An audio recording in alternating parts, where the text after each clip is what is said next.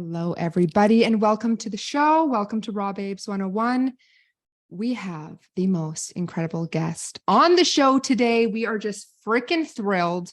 Welcome, Kristin. Thank you so much for being here. You are just a force to be reckoned with, beyond.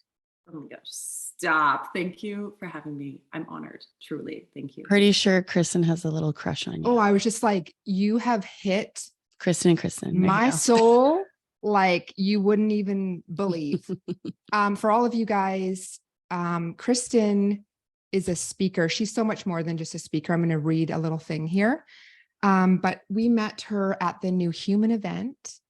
And when you spoke on the stage, you just took my breath away. And everything that I have been sitting with was seen. And it was just this mirror. And I just broke down. And we can talk about it later. But the stuff that I have sat with and the grief, holy shit, it was just like unlocked in that moment just by your presence alone. Like, wow. So let me just read before we get into this and all of your magic. So Kristin looks to death as a constant reminder to wake up and live. She is a seasoned writer, speaker, journalist, author, and well-intentioned humorist. She has hosted morning show TV, traveled and worked with the NHL Flames, dedicated to sharing their humanness behind each player, and published the Amazon bestseller and beloved book, Be Love. With an innate devotion to meaning making, Kristin launched the Ellipsis Experience. It is her destined heart work to honor each client's existence. And something it's powerful. Oh, so powerful. And for you guys that don't know what that entails, a session with Kristin is an ellipsis. Did I say that right? Yeah. Mm-hmm. Okay. Experience. You have one-on-one curated sessions to explore life, death, and how you want to be remembered. Mm-hmm. Mm-hmm. And you also offer one-on-one in nature intensive sessions to assist in metabolizing grief from divorce to death on endings that require your brain to process. Man, I didn't know you did divorce. I just everything. loss. So anything you need to grieve, Good and God. that is a death. No shit. Yeah. That would be an ending of a relationship. Mm-hmm. Yeah. And I find that Hmm. in circles or one-on-one grief work, it is the living deaths that sometimes are the most difficult to, like I said before, metabolize or process and rewire our brains for a different life. Because they're not finite. You still, for example, Right. have children with this person that you're no longer with, even a dog.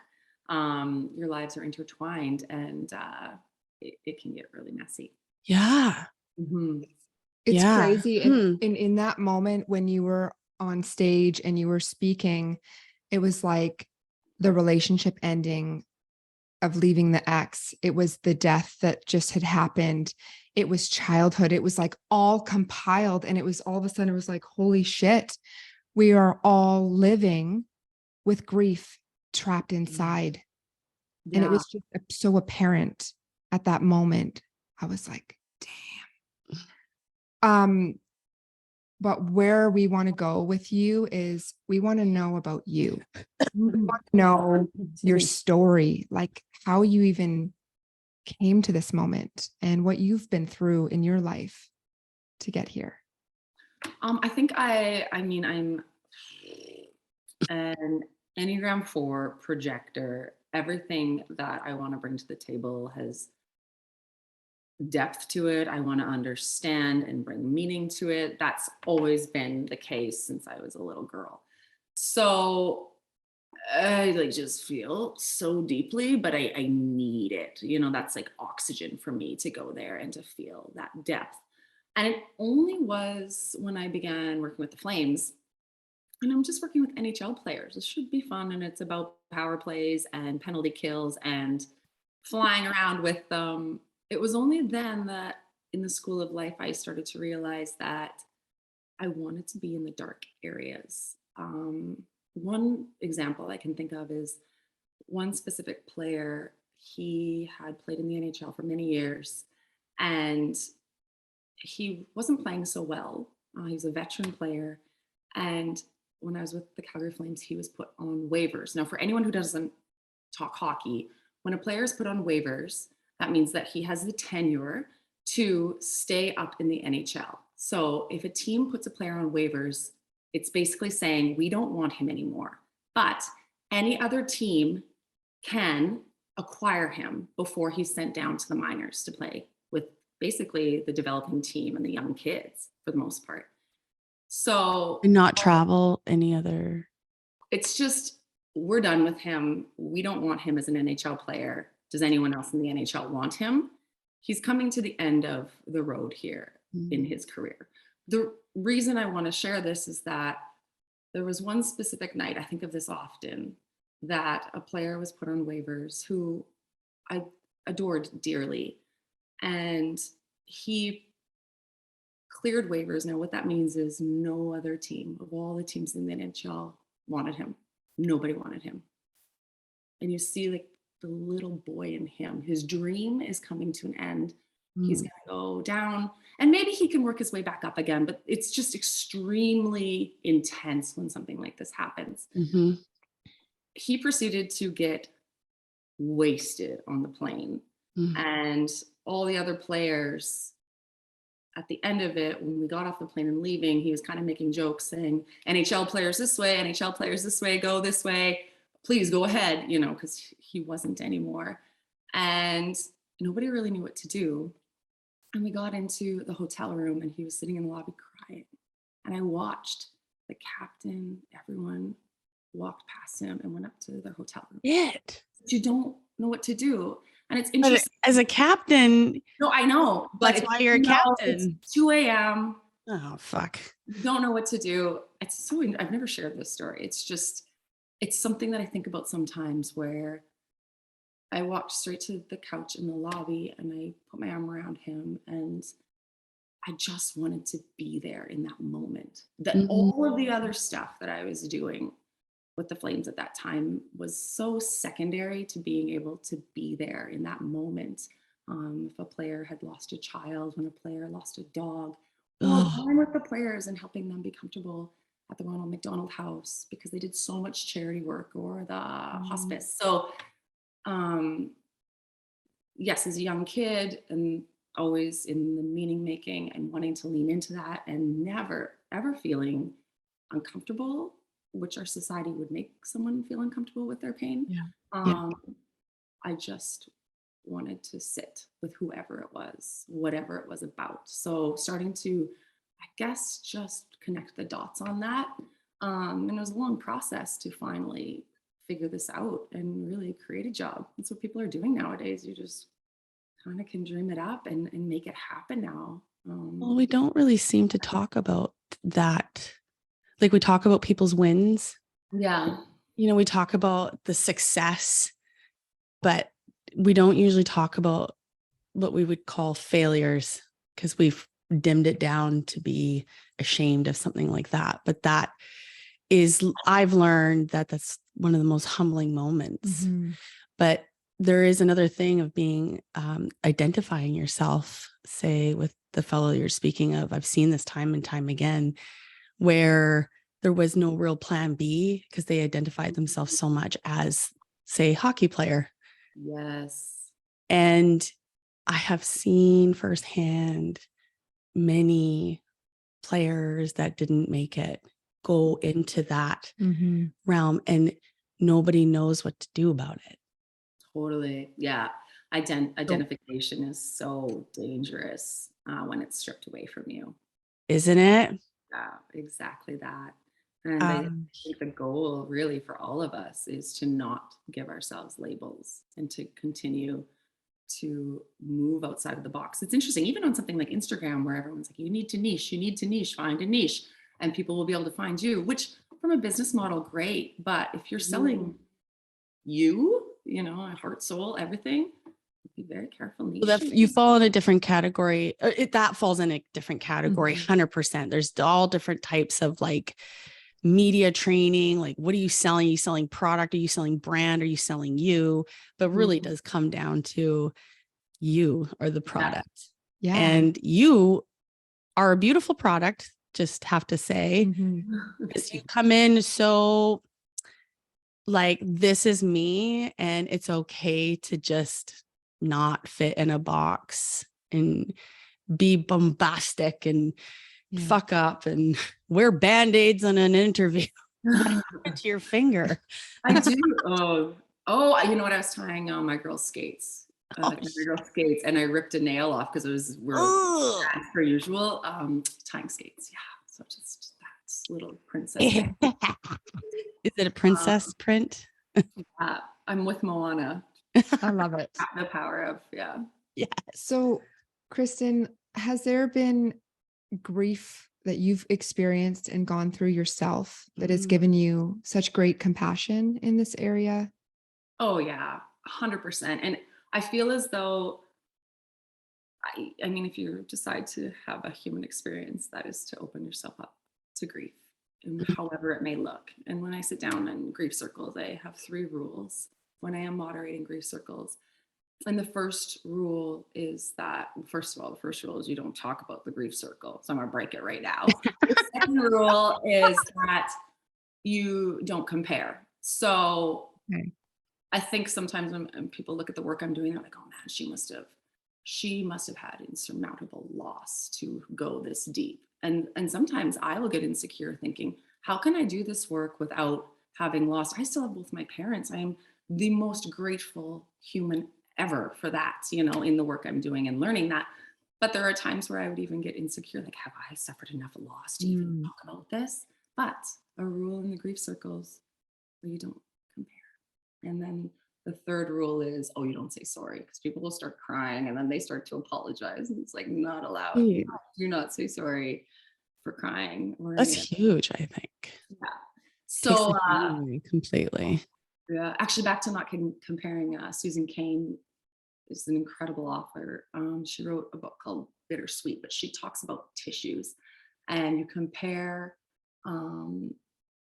grief or pain or someone's hardship by tissues. Like, I only have a 1 tissue story. This person has a 10 tissue story. Like, Oh, interesting. like, who am I to even be here to talk about it? So I have to sort of preface my own personal grief with that by saying, I'm going to say this, and no one's going to compare.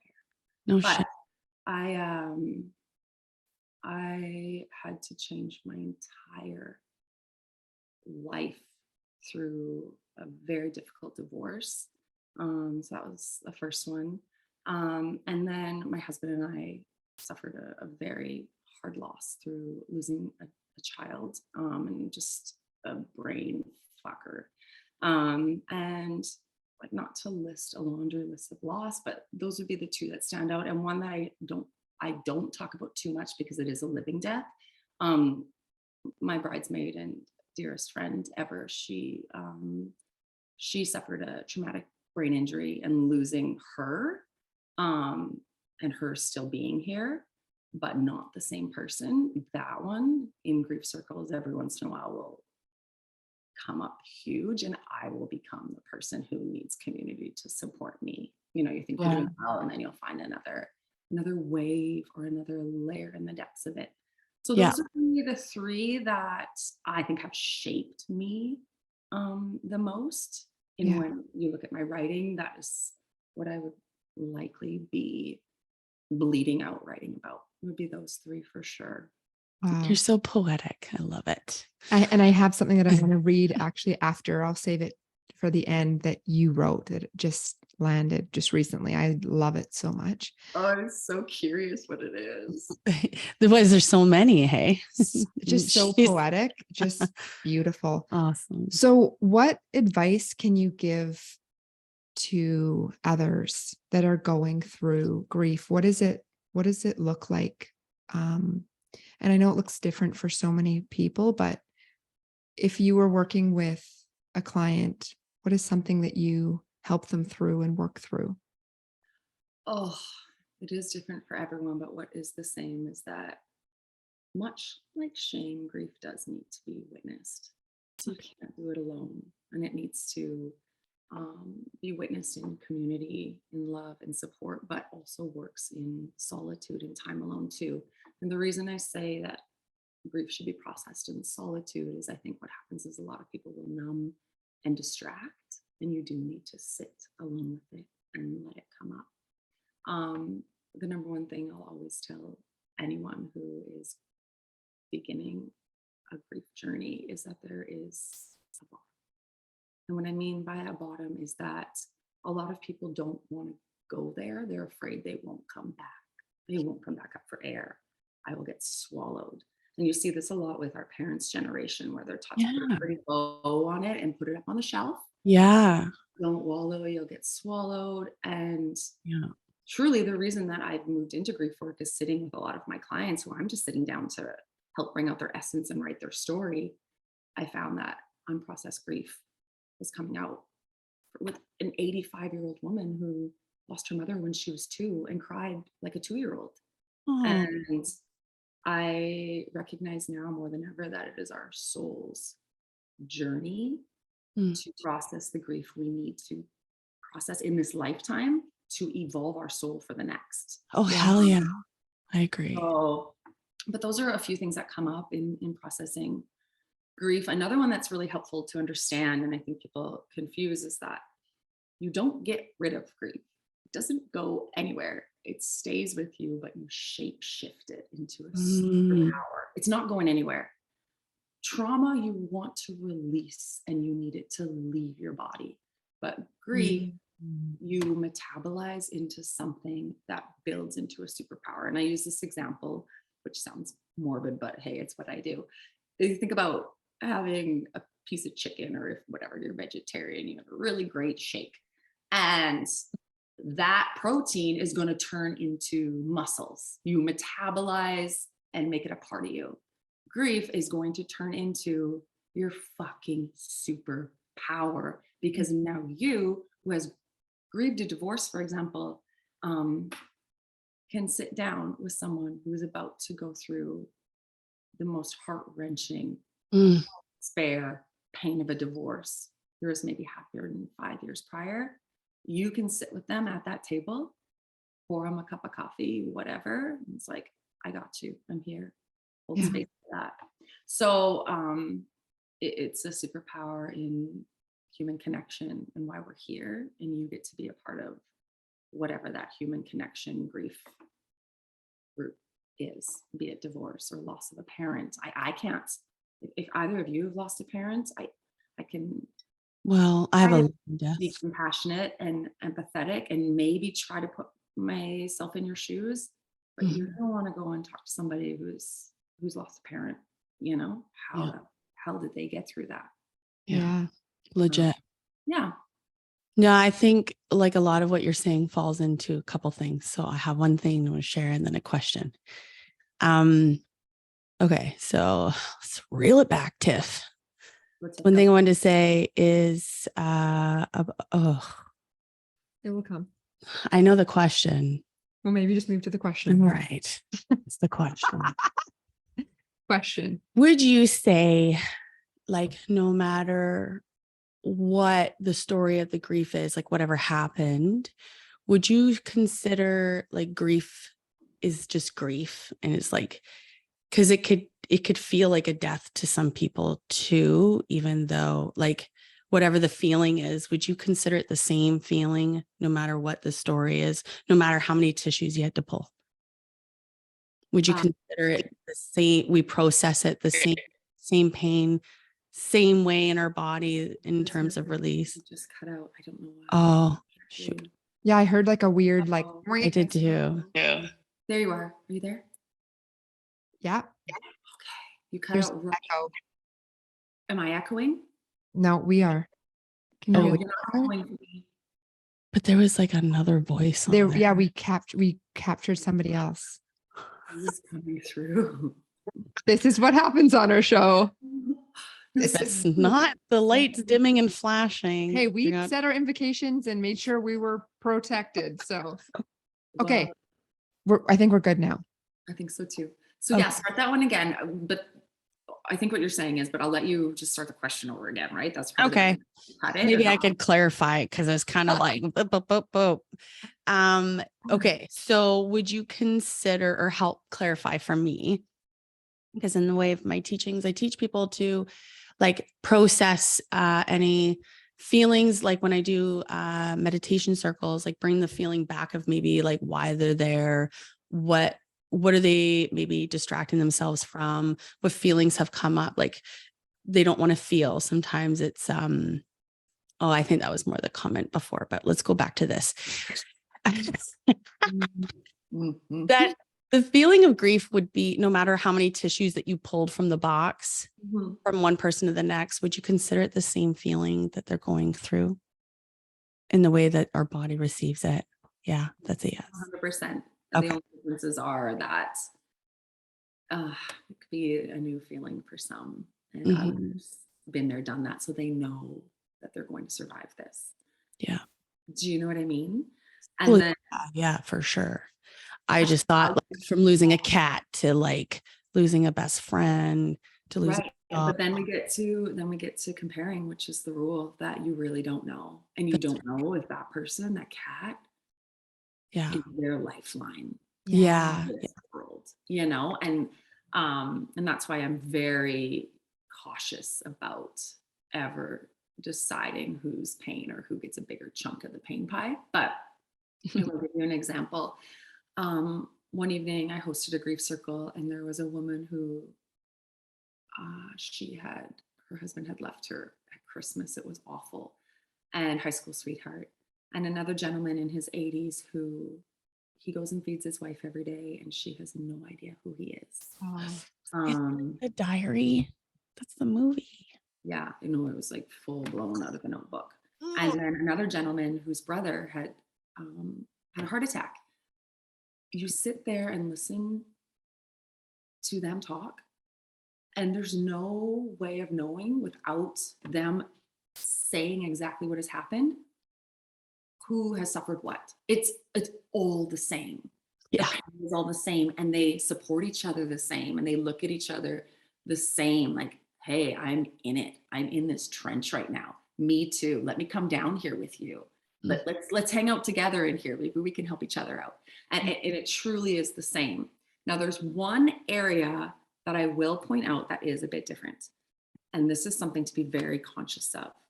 In grief, there is a difference when somebody loses a person who loves them like no other, and they've left this world. If the person who has lost whatever it is, another person, a cat, if they don't love themselves, they have just lost the one thing that loves them. So they need to learn how to love themselves. So that's another thing that will. Oh, I get what you're saying. That is a very big difference in grief navigation, that you're going to need to look at yourself first before even processing the person who has left. Would that be a way to like recognize that there was codependency? Would you call it that? Yeah, but I wouldn't call that, 100%, but that is not love, So Interesting. sometimes, and this is why you can shapeshift into a superpower, because you do need to learn how to not be codependent anymore, and you do need to learn how to love yourself. Yeah, Use yourself. So you'll see that happen sometimes too. But yeah. I got it. It came. Thank you. That's what you just said. I just heard this quote online, and it's not going to sound the same the way I heard it, but our shadows are like, we're meant to be masters of our shadow, but also the things that we avoid the most are the ones where our greatest growth really is. And when you say like what you say, how grief is like the power within, once you can get through that, I think that goes almost hand in hand with so many things that are just challenging and difficult and areas you just don't want to navigate because you feel like you're going to get stuck in it. Like you're sucked into the warp hole of like despair and like there's no light at the end of the tunnel. I think that's just really powerful that you brought it up, especially in the realm of work that you do.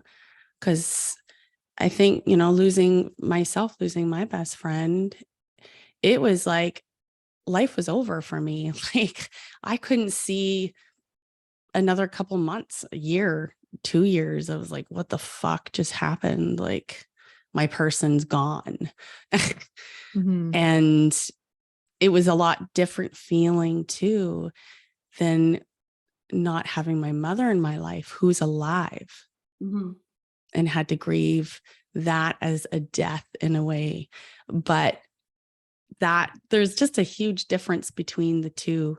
Just going back to grief a little bit, someone that you love and really care for versus somebody that's also still standing and hasn't died yet.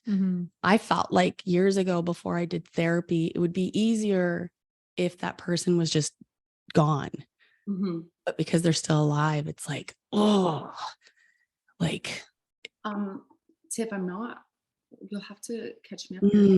Is it your mom is still here, but she's not, or what's going on? Correct. Yeah. It's been a long road of a relationship with her. And yeah, I've had to do a lot of therapy, a lot of work around it. And it still seems there's always a little bit of the onion that can be peeled back from time to time. It does come up for sure. So I really resonated a lot when you're talking about with your bridesmaid. The living deaths. And the little girl and you grieving the mother you never got to have. Yeah. You're so deserving of. Yeah, that's so awful. I'm sorry. Oh, thank you. That's okay. Thank you.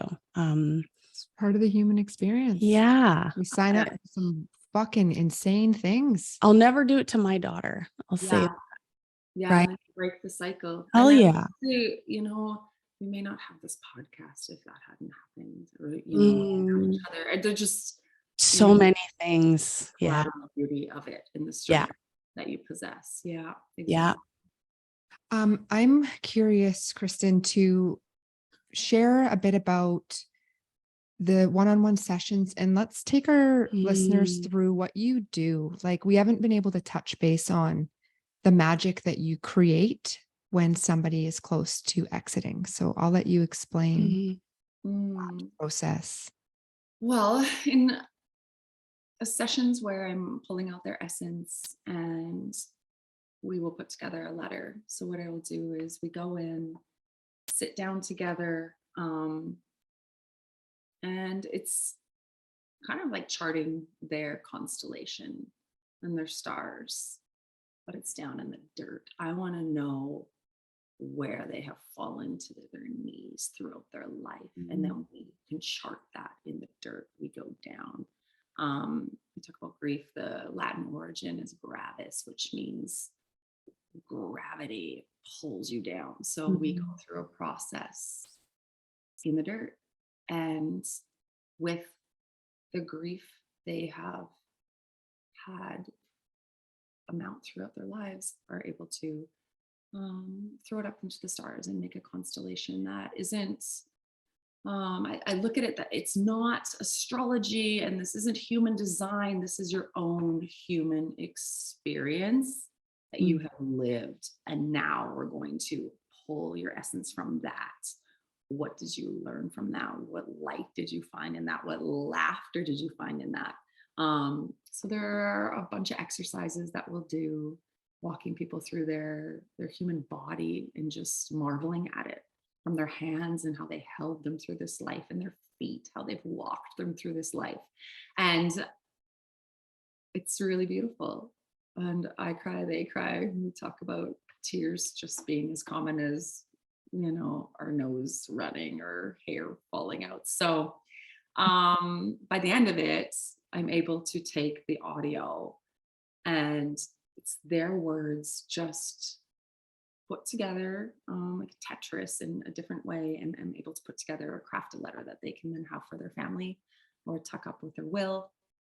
And yeah, Hmm. call the love letter of their life, or some people would call it a legacy letter. And they do. And I read you ladies one at the New Human. I actually read one of the letters, and it could be so simple. And that is the lesson in that. There could be so simple, such a simple life, and it sounds like poetry. It always, never, never ceases to amaze me just how beautiful these letters are, beautiful their lives are. Has anybody used them as a eulogy ever? I'm not, I believe so, yeah. Or privately with, family would read them. Mhm. Yeah. And some are just specifically to a grandchild or Wow. Mhm. person. So yeah, that's kind of what I do. And it has evolved and morphed from that into public speaking, like you ladies got to um, be at with me. And then only now moving into a really unsupported area with medical assistance in dying with MAID. Um, Similar to the ceremonies I would perform through these sessions, I think it would be an honor to be in the room and help assist with families when someone has made that choice Yeah. to leave this world. And it's interesting. There's a Mm. real black and gray area with MAID, black, white, and gray area. But a lot of clients of mine have signed up for MAID, and you start to realize they have no control whatsoever. And it really is that one opportunity to feel as though they have dignity and control. So I could talk about that all day, but I definitely No control over what we're anything. referring. Oh, when they're at that point of death. Yeah. Got it. Yeah. Mm. I get emotional thinking about what you do for so many people, because like you said before, we come here to heal the grief and not to carry it on, like you said, for the next life. Mm-hmm. And it takes a lot of courage. And so it's like you're just this angel that comes in and holds space at any age. And then these people become free. And like, that is truly what I believe we come here to do, is to become free from the pain and the grief locked inside. And you're like this last hope and opportunity for people. It's like that last chance. Hey, you get one more chance in this lifetime to become free. And you offer that. So thank you for what you do. It is so powerful. And I hope you realize the depths that you're able to go to for these souls and how grateful they are of like looking back at what you've done for them and their family. Oh man, thank you. Yeah, I feel like it's just the tip of the iceberg, but I would love to find reading on this. This is my own personal experience, and that I will reiterate again. I truly do believe that our soul's journey in this life to evolve, you must process the grief that you have endured or taken on. So I yeah, agree. yeah, that's definitely become my legacy, I guess, and is in helping that. Yeah. It's huge. And what can you, from your own grief, from what you've been through with losing a child, what got you through? The days and the hours and those lows. Oh, that's such a good question. I think everything that I would now do in any sort of circle to pay forward, or in any handheld grief navigation session, um, I sat in it. I just sat in it. No distractions, no numbing, and then you move through it and you process it. I turned to writing. That's when I began writing and found the courage to start writing and share it, Mm. Yeah. because there were others. You find a community that needed to read it as well. So that was very helpful. I think that it just started a train that hasn't stopped, and just actively processing it. So yeah, it's crazy to think or go back to those times, but you are like back to just gravity pulling you down, knees on the floor, don't think you can make it. And then when you do, you realize you can endure anything. Yeah. And then you wake up one day and you're like, I'm so grateful for that. I never would have thought that pain would have shape shifted me into this strength. I can't believe I have gratitude for what happened to me, but you do. Yeah. To trust the process and Yeah. think through it, You turned the pain into purpose. Yeah. 100%. Mm-hmm. It's hard to see outside of the pain at the time. Mm. And it's not even your business to, it's not even your business to see beyond the pain. That's right. You're trying to spiritually bypass it. Mm-hmm. Do not pass go. Do not collect $200. It's like, there's no way. We always wish there's that simple button. Yeah, there's no way to expedite it. Fast track the pain. Yeah. It's not there. No. And I will say anyone who is trying to expedite any sort of pain that they're going through and reading all the books and listening to all the podcasts, that in itself can be another distraction when you just shut it all off and go for a walk. Good point. Inside, in nature, in silence. Yeah. And gotta listen to what's coming up. Yeah. Our body is so beautiful. It's a manual. I say this, and it just holds on, and it's speaking to us all the time, and it's just begging us to listen. That little girl is just begging. And, having somebody like you to hold onto someone's hand and walk them through is so needed. We need this. I wait for time. We can't tell. are needing this more than ever, is to be able to hold space for people through their pain and their grief. I think something really important to point out that it's just something that we all can do in community, not just myself, but all of us. What happens is in a lot of grief circles or sitting with anyone or somebody who possibly would hire me, is that they feel as though they should have moved on by now. So they don't want to burden their family or loved ones with their grieving and pain anymore. Like, it's been too long, I haven't moved on. Or they don't want to worry them. So I just think a simple shift in society's expectations to put somebody in the corner for 6 months or so after they've suffered a loss.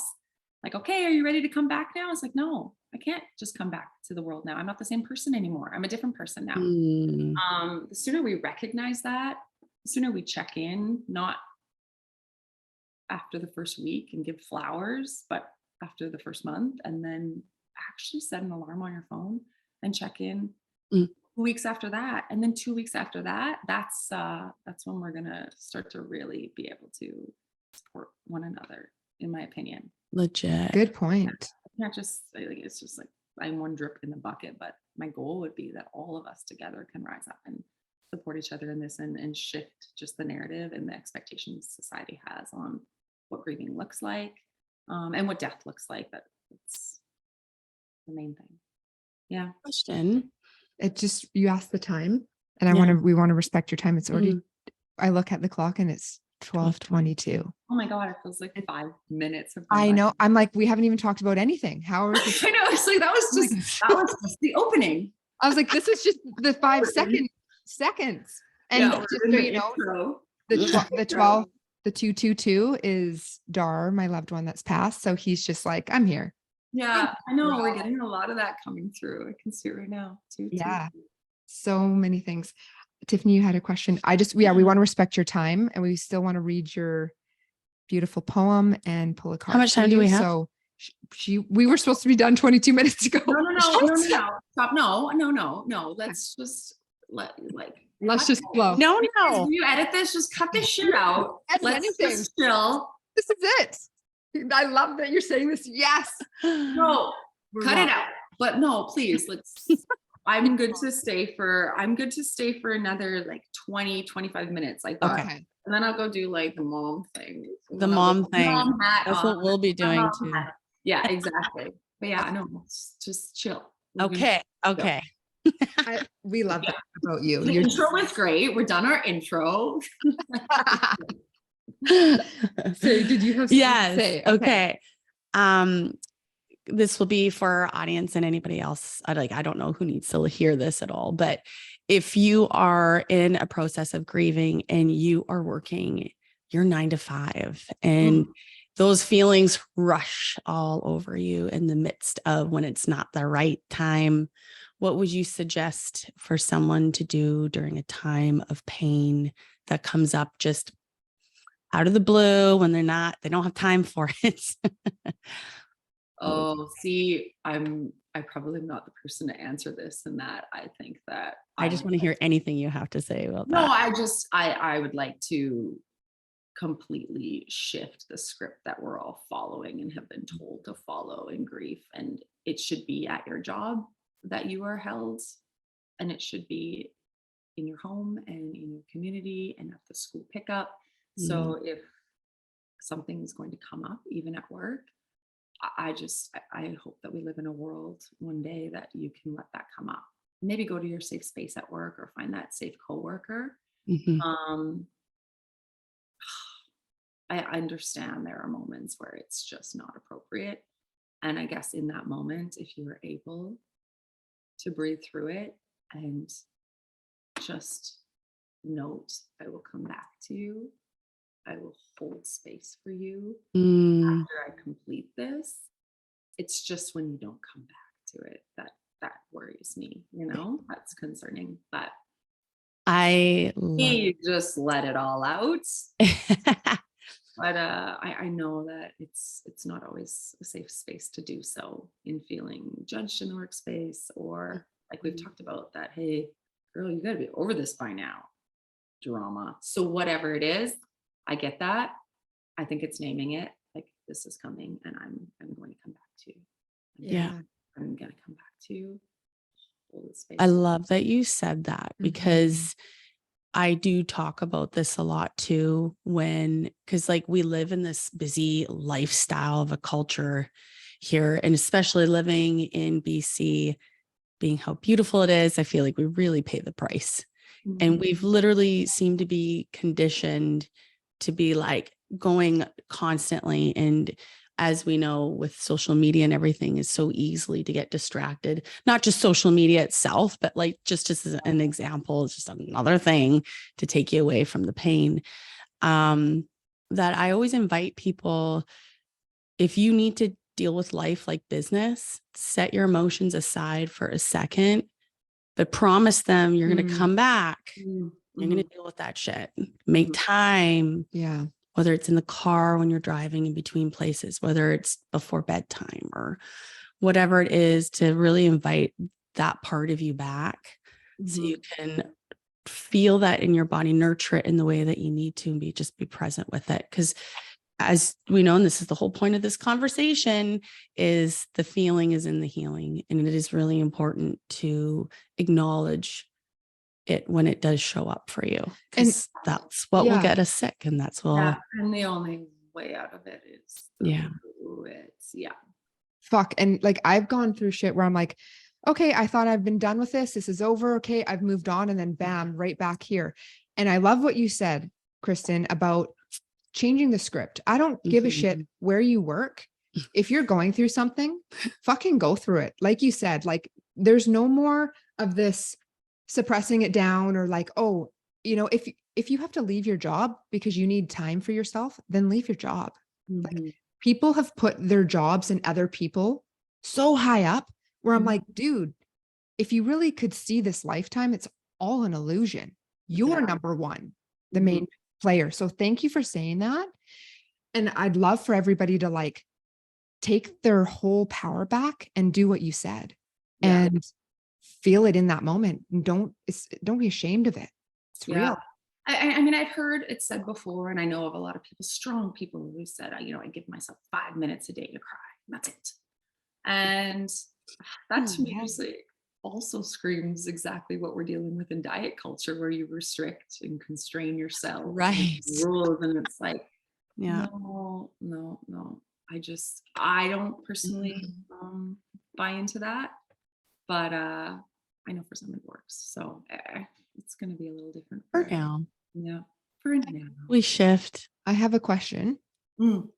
Out of all the peeps that you've worked with who have exited, what is their number one regret or advice that they leave behind, would you say?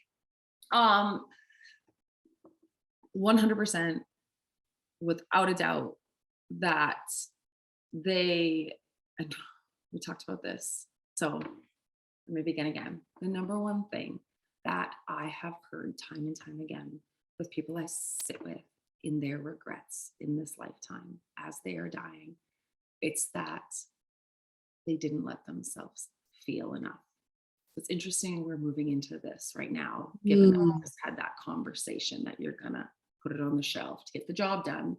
Um, and historically, in a lot of the readings and research I've done, it has always been said that people dying wish they had let themselves feel happy. And that's when I cut that off, simplify it. And it's no, if you ask some follow up questions, it's they wish they'd let themselves just feel. And that goes back to grieving as well, in that a lot of people have shut off the tap of fully grieving because they haven't let themselves feel that. And that's where I moved into the grief work, from sitting with those that were, in fact, sharing their stories and learning that they hadn't felt any of it. So it wasn't Mm. just to feel happy, they had to feel, because they weren't going to be able to feel happy unless they let Yeah. themselves feel the gamut of all the other feelings. Happiness was just one piece of the pie. Yeah. That's so true. It's even like, Mm. how do we let ourselves even feel love? Mm. It's like Yeah. short-lived. Well, I think it's hard to feel that unless you have someone to hold that space. Cause then you can have if you've never had that, you won't know the contrast. And the way that you hold space, Kristin, is the exact same way that my aunt used to do it. My Aunt Elise, she's passed now. Mhm. And she was like the bomb diggity at like, you're talking to me and I'm only paying attention to you. What Yeah. you have to say right now actually has life and vitality. And I want to be present for that conversation.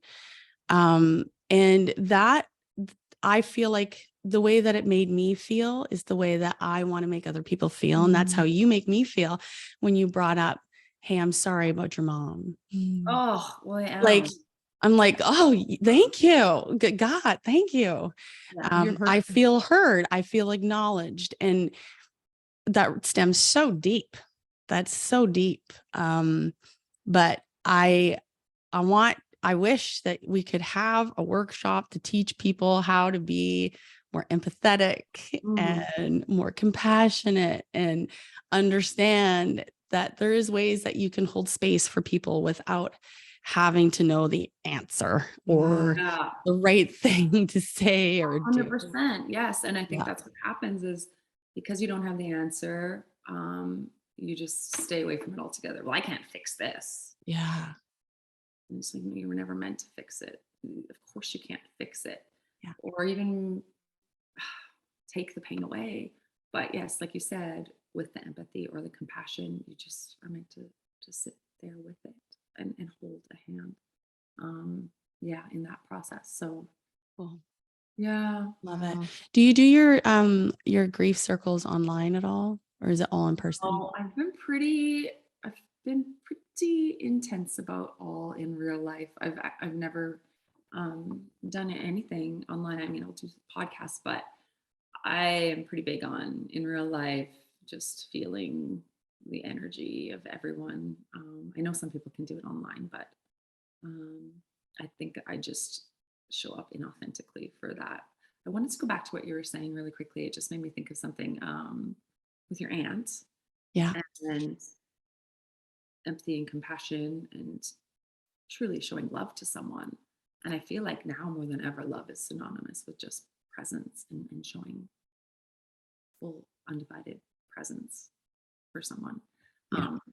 With all of the distractions and just moving at a clip. Everybody's got so much on their plate. So to really stop for a second and give someone full undivided presence. I do, everyone throws around currency, like, hey, the greatest currency, but in all the land, it is truly, your presence is like that. Yeah. That Like is showing that you actually care and that you're Mhm. interested in what somebody actually has to say. Mhm. Yeah, that's I made it. a lot of weird friends like that. A lot. Because I would hold space for these. Yeah, I love my interesting weird people. friends. Aren't they the best? Yeah. God. I don't Wow. mind. I don't mind.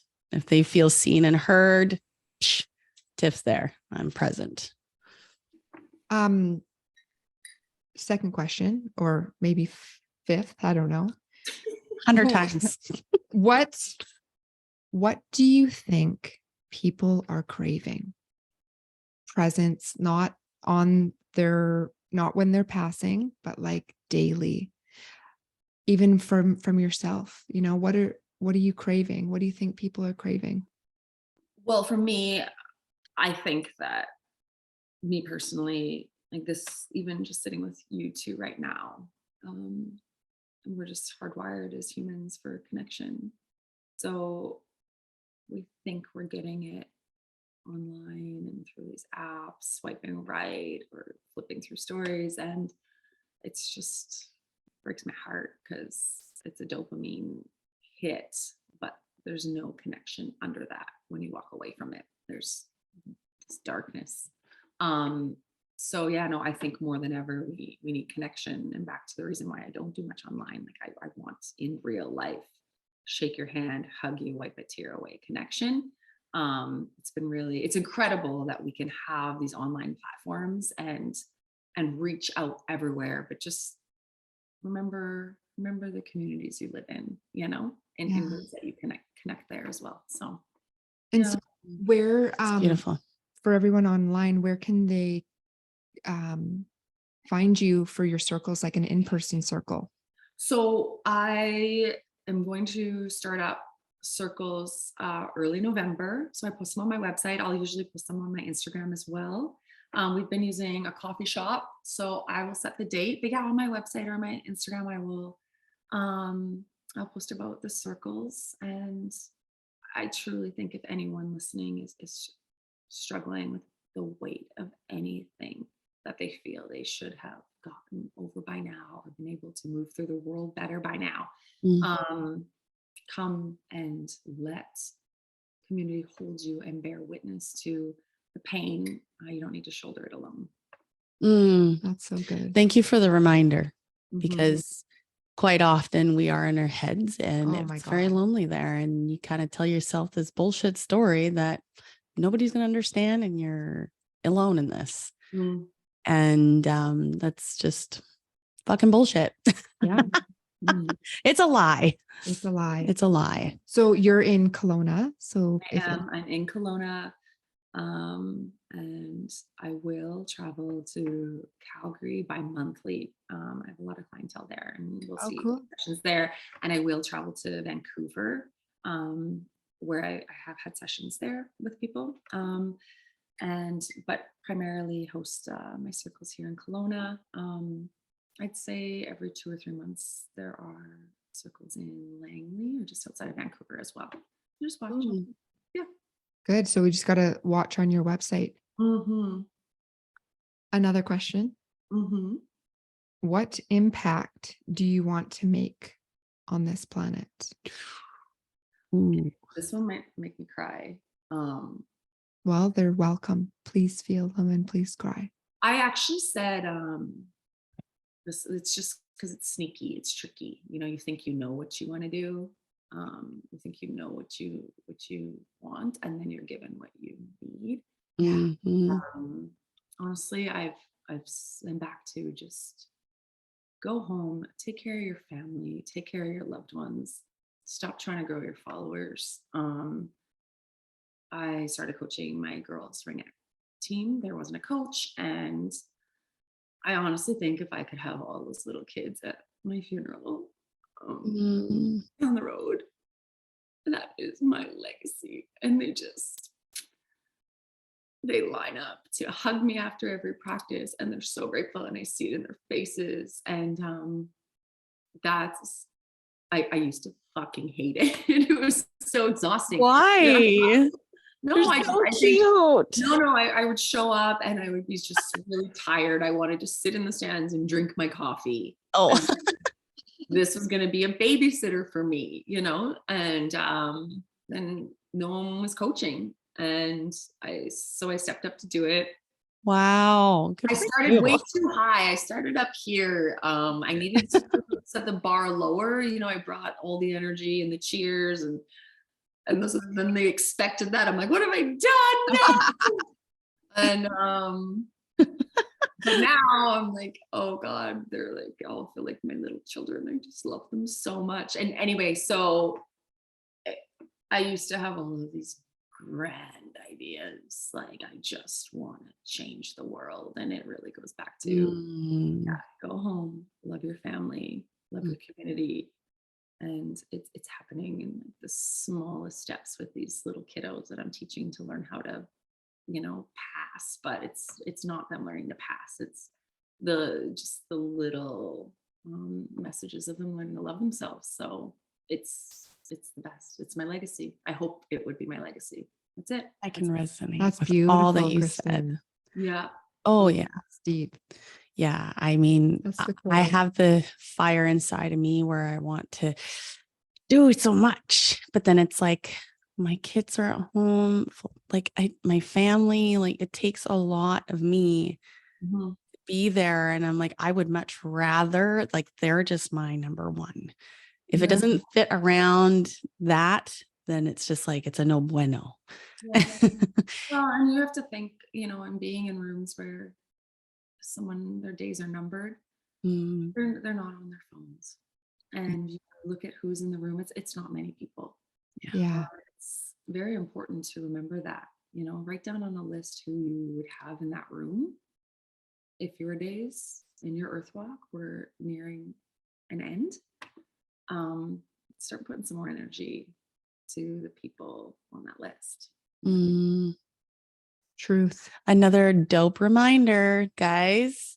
My Call your loved ones, cycle them through your calendar through the month, even if you're, it's like one of those things. Keep touching base with those people, make time for them.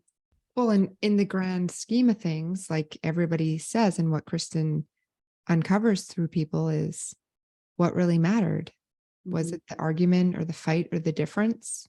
Was it the new iPhone you got or your new shoes or your house? Nope. It was the love and relationships. Yeah, totally. And it's easy how I roll. It's easy to get caught up in the human experience. It is. We really can get caught up, but so powerful. Well, it's not a coincidence that we're all here at the same time, Kristin. And it's not a coincidence that your name is Kristin. You and me, girl. Buddy, what a fucking dope conversation. Seriously, I am obsessed with your energy. Yes. It's exactly what needs to be happening where you're at right now. Like just all the things. And that's why we love to share people's story, because you are living in your true purpose. Yeah. And we're all just curious how you get there, and you showcase that beautifully. And I know a lot of our listeners will resonate, because I know we certainly did. Oh yeah. Yeah. You're just so authentic. Thank you for your authenticity. Just being real and raw. It's hot. On Raw Babes. Well, to both of you, I just admire very much what you're doing. I think there are 100 people who, more than 100, but the world, 100 even specifically, who would look and be like, who do they think they are for doing this?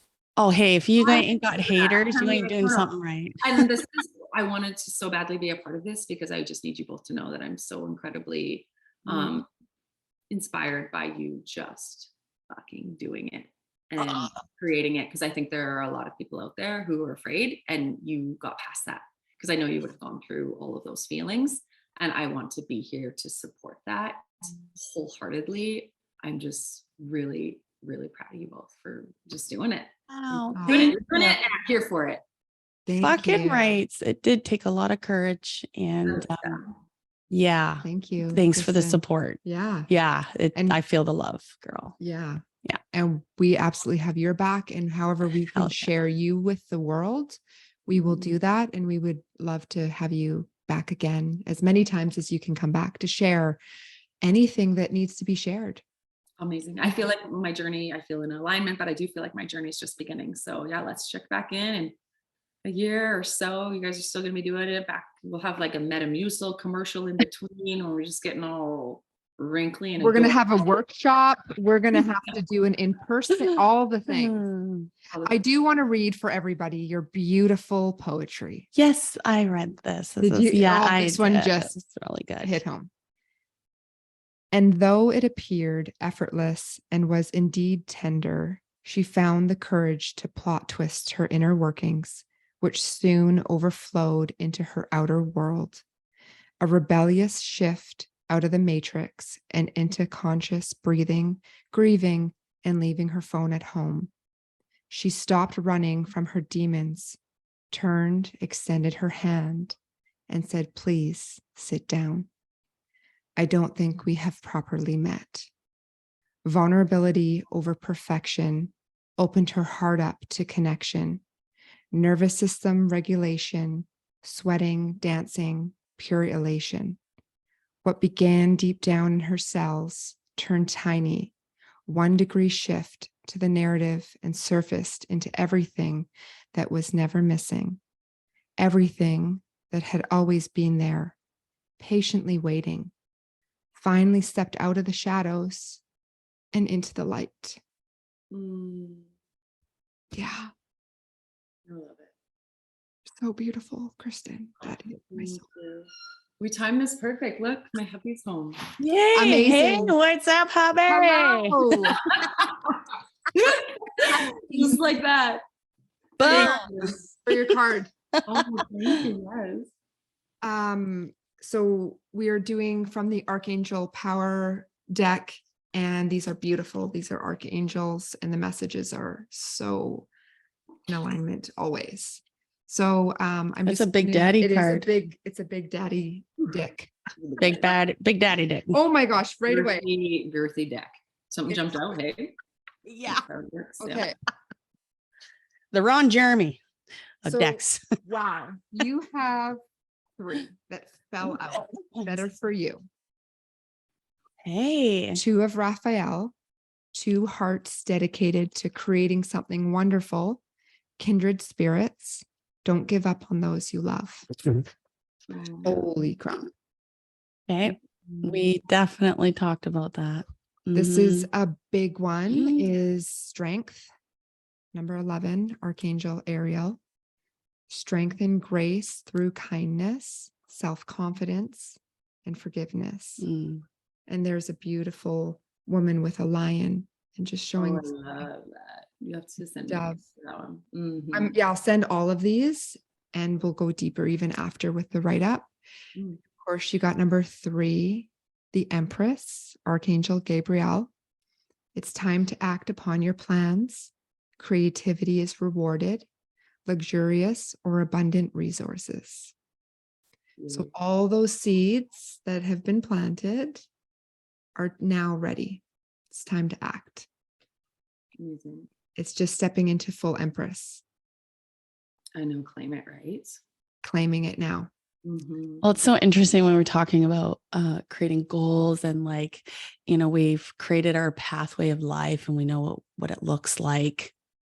And then it doesn't actually go that way. It's like, no, bitch, this is what you need. Yeah. Yeah. 100%. Take it and run. Yeah.